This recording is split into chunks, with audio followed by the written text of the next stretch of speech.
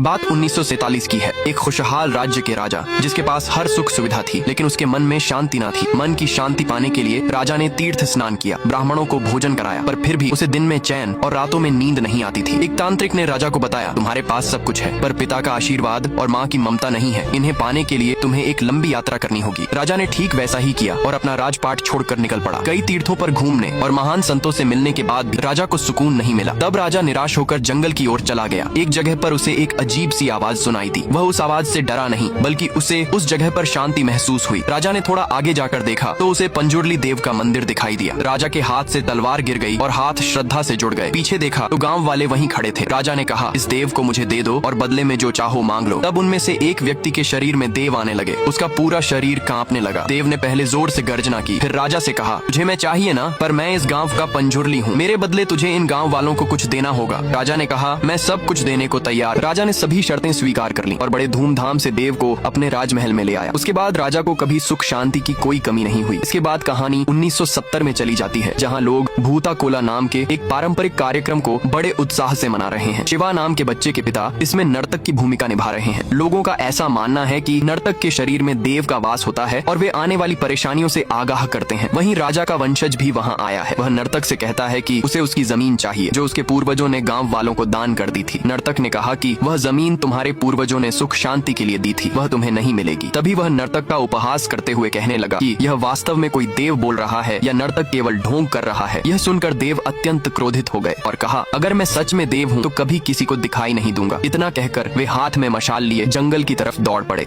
जंगल में जाने के बाद देव गायब हो गए। उसके बाद किसी ने शिवा के पिता को नहीं देखा। वह आदमी जो जमीन मांग रहा था अदालत की सीढ़ियों पर खून की उल्टी करके मर गया। फिर कहानी 1990 में चली जाती है, जहां शिवा अब जवान हो गया है और भैंसों की दौड़ कंबाला में हिस्सा ले रहा है। वह आज तक यह दौड़ कभी नहीं हारा था। यहाँ भी वह जीत गया, लेकिन विजेता जमींदार के आदमी को घोषित कर दिया गया। इस बात से क्रोधित होकर उसने जमींदार के लोगों को बहुत पीटा। जमींदार देवेंद्र उसी का बेटा है जो खून की उल्टी करके मरा था, लेकिन वह अपने पिता की तरह लालची नहीं है। उसने सुधाकर से कहकर मेडल शिवा को ही पहना दिया। इनाम में उसे एक मोटरसाइकिल भी मिली। कुछ दिनों बाद इस गांव में भूता कोला त्योहार होने वाला है। देवेंद्र उसे भूता कोला के लिए कुछ रुपए देता है ताकि वह तैयारी कर सके। परंपरा के अनुसार भूता कोला शिवा को ही करना था, लेकिन उसके पिता के गायब होने का डर उसके मन से कभी गया ही नहीं। इसी वजह से उसके चाचा का बेटा गुरुआ ही हमेशा से भाग लेता रहा है। शिवा पूरे गाँव में मस्ती करता है। वह अपने दोस्तों के साथ रात में जंगल शिकार करने जाता है और मजे से उनके साथ बैठकर खाता है। इसके लिए उसे कभी कभी अपनी माँ से डांट भी पड़ती है। वह जमींदार के छोटे मोटे काम कर देता है, बदले में उसे थोड़े पैसे मिल जाते थे। गांव में एक नए फॉरेस्ट ऑफिसर मुरली की एंट्री हुई, जो बहुत ईमानदार और कड़े स्वभाव का है। उसे जानवरों के शिकार करने और पेड़ काटने वालों से सख्त नफरत है। ऐसे में एक दिन जब गाँव वाले जंगल से कोला के लिए पेड़ और लकड़ियाँ काट कर ला रहे थे तो मुरली ने उन्हें रोक लिया और डांटने लगा। तभी वहाँ शिवा आ गया और ऑफिसर से बहस करने लगा। अगले दिन गाँव में कोला का कार्यक्रम रखा गया, जहां गुरुवा नृत्य कर रहा है और आसमान में पटाखे छोड़े जा रहे हैं। वहीं शिवा के बचपन का प्यार लीला भी शहर से फॉरेस्ट ऑफिसर की ट्रेनिंग पूरी करके आई है। शिवा उसके साथ मस्ती करता है। दूसरी तरफ मुरली को रात में पटाखे फोड़ने से जानवरों के लिए तकलीफ हुई और वह वहां जाकर गांव वालों को पटाखे चलाने से मना करने लगा। तभी वहां शिवा आया और दोनों के बीच लड़ाई होने लगी। तभी जमींदार ने दोनों का झगड़ा रुकवाया।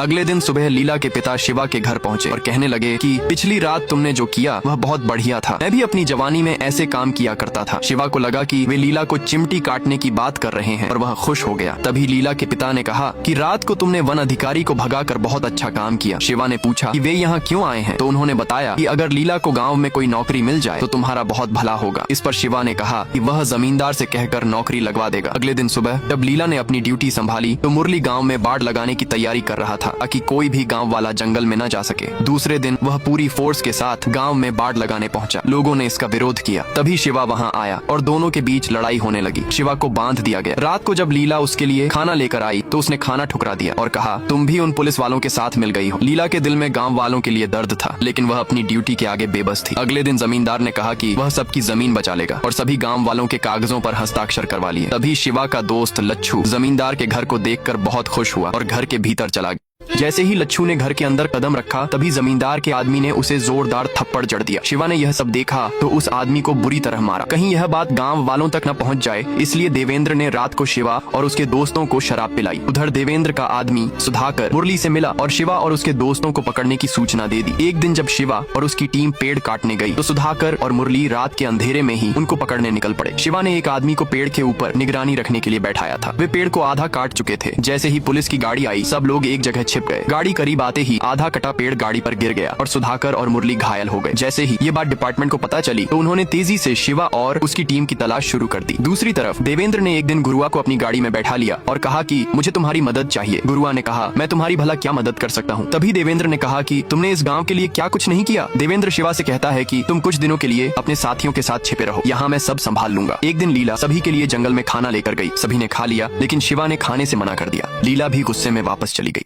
एक रात शिवा लीला के घर चुपके से मछली लेकर गया। लीला ने उसे मछली पकाकर खिलाई। तभी उसके पिता भी वहाँ आ गए। शिवा रात भर लीला के पास ही था। सुबह जब उसकी आंख खुली तो मुरली नीचे ही खड़ा था। उसने शिवा और उसके साथियों को गिरफ्तार कर लिया। एक दिन जब शिवा की माँ सो रही थी तब उसे बाहर गाड़ी की आवाज आई। उसने बाहर निकल कर देखा तो गुरुआ की लाश पड़ी हुई थी। पूरा गाँव वहाँ जमा हो गया। सभी गुरुआ की मौत से दुखी थे। देवेंद्र भी गुरुआ को श्रद्धांजलि देने आया और कहने लगा कि जिसने भी यह सब किया है मैं उसे अपने हाथों से मारूंगा। इधर जब जेल में शिवा को पता चला कि किसी ने गुरुआ को मारकर देव के घर के सामने फेंक दिया है तो वह बुरी तरह टूट गया। इधर मुरली जंगल को आरक्षित वन घोषित करने की कोशिश में लगा हुआ था लेकिन जब नोटिस आया तो पता चला कि देवेंद्र ने धोखे से सारी जमीन अपने नाम कर ली है। मुरली गांव के किसी व्यक्ति से जमीन के बारे में बात कर रहा था। तभी देवेंद्र के गुर्गे ने फोन चालू छोड़ दिया जिससे सारी बातें देवेंद्र को सुनाई दे रही थीं। मुरली बता रहा था कि एक बार अगर गाँव की जमीन आरक्षित वन घोषित हो गई देवेंद्र के सारे दस्तावेज फर्जी माने जाएंगे। जिसके बाद देवेंद्र कहता है कि शिवा को जेल से छुड़ाना पड़ेगा।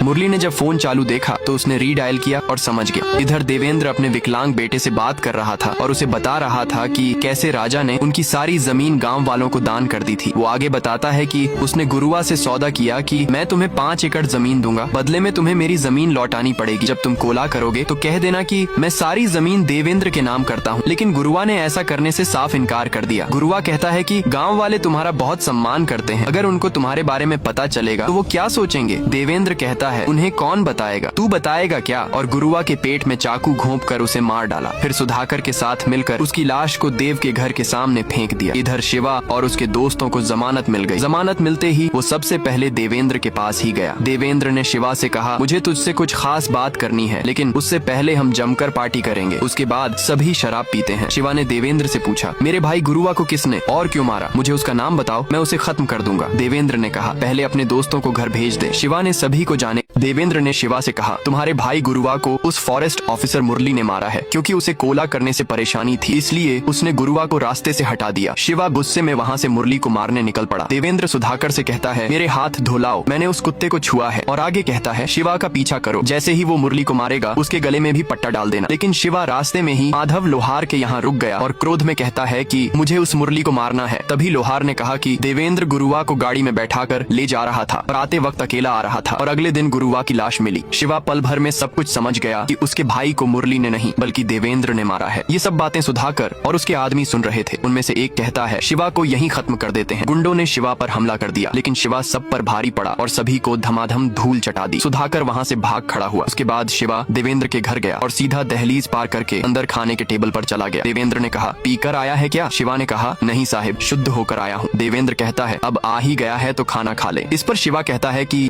शिवा ने कहा हम तो चावल में नमक मिर्ची डालकर खाने वाले लोग हैं, कभी कभी तो वह भी नसीब नहीं होता। तभी देवेंद्र ने पूछा तुझे अब मुझसे क्या चाहिए। शिवा बोला कुछ नहीं चाहिए, आप हमारा फैसला करने वाले हमारे दैव हो क्या। अब जो भी फैसला होगा गांव में ही होगा, वहीं आ जाना। वापस लौटते समय अचानक दैव उसके सामने आ गए और शिवा गाड़ी से गिर गया। वह उठा और वहाँ एक मशाल पड़ी देखी। शिवा ने उसे उठा लिया। तभी वराह रूप में दैव सामने आए लेकिन इस बार शिवा डरा नहीं बल्कि उनके पीछे भागा। वे वहीं गायब हो गए जहाँ शिवा के पिता गायब हुए थे। इधर सभी गाँव वालों को देवेंद्र की असलियत पता चल चुकी थी। मुरली भी उनके साथ ही था। तभी शिवा भी वहाँ पहुँचा। सब उसे कोसने लगे कि तेरे साहिब ने हमारा घर और जमीन सब छीन लिया। शिवा ने कहा सिर्फ जमीन ही नहीं हमारे गुरुआ को भी छीन लिया। इधर देवेंद्र सुधाकर से कहता है कि लगता है कि गांव वाले हमारे खिलाफ हो गए हैं। अब कौन बचेगा और कौन मरेगा यह मैं तय करूंगा क्योंकि यहाँ का राजा मैं हूँ। तुम बस आदमियों को तैयार करो। उसने गांव को तबाह करने की पूरी तैयारी कर ली और गाड़ियों में अपने गुंडों को भरकर गांव की ओर निकल पड़ा। शिवा मुरली से कहता है अब तक जो हुआ उसे भूल जाओ, गलती हो गई। मेरे पिता कहा करते थे, जंगल में जो पत्थर है उसे कान लगाकर सुनो। मैंने जंगल की आवाज सुनी। इस पर मुरली ने कहा, शायद मैं भी ध्यान से सुनूंगा तो देव की आवाज सुनाई देगी। हम दोनों के विचार अलग हो सकते हैं पर हमारा अस्तित्व एक ही है।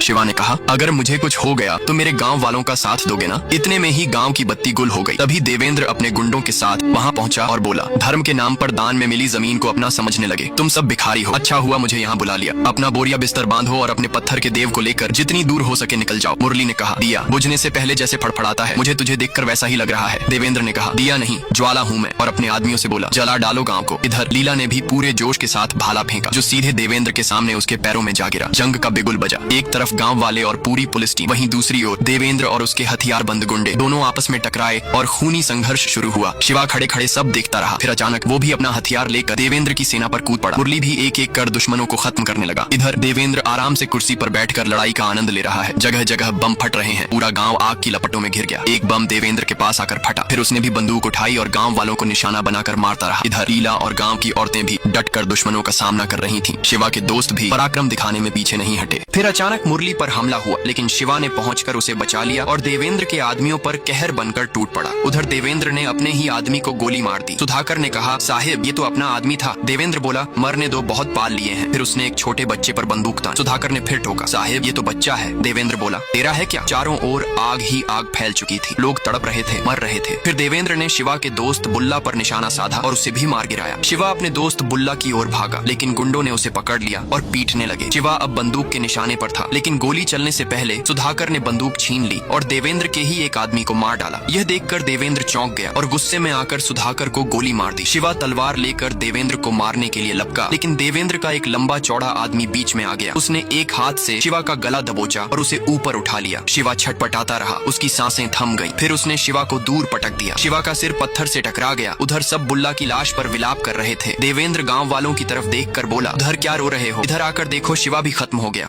तभी उस पत्थर से शिवा को एक आवाज सुनाई दी। वो पंजुर्ली देव ही थे। इसके बाद शिवा का इंसानी रूप गुलिका देव में बदल गया। यही था पंजुर्ली देव का उग्र स्वरूप। देवेंद्र के आदमियों ने शिवा को मारने की कोशिश की, लेकिन देव ने सभी को तिनके की तरह उछाल दिया। फिर उनके सामने उनका प्रिय भोजन लाई रखा गया, जिसे वो चाव से खा रहे थे और साथ ही नृत्य भी कर रहे थे। देवेंद्र को कुछ समझ नहीं आ रहा था। तभी उसका वही लंबा चौड़ा आदमी फिर से आगे बढ़ा और शिवा को गर्दन से पकड़कर उठा लिया, लेकिन वो तो देव थे, उसकी भी मौत तय थी। देव ने उसका सिर घुमाकर उसे वहीं खत्म कर दिया। इसके बाद देव ने पंजुर्ली देव के पास जाकर तलवार उठाई और देवेंद्र की ओर बढ़ गया। देवेंद्र कुछ कहता कि तब देव बोले, भगवान, वराह मूर्ति की इस पवित्र भूमि पर अत्याचार करने का अधिकार तुमने खो दिया है। मेरे प्रभु पंजुर्ली देव भले ही तुम्हें क्षमा कर दें, लेकिन मैं नहीं करूंगा। मैं इस धरती को अपना रक्त अर्पित कर इसकी धार्मिकता बरकरार रखूंगा। देवेंद्र ने कुछ कहने की कोशिश की, लेकिन तब तक गुलिका देव ने उसका अंत कर दिया। अगले दृश्य में शिवा कोला कर रहा है और लीला गर्भवती है। शिवा मनमोहक नृत्य कर रहा है और मुरली भी वहाँ मौजूद है। देव शिवा को बुलाते हैं और गाँव वालों का साथ देने के लिए उसका धन्यवाद करते हैं। फिर वे उसी जंगल में उसी जगह गायब हो जाते हैं जहाँ कभी शिवा के पिता गायब हुए थे।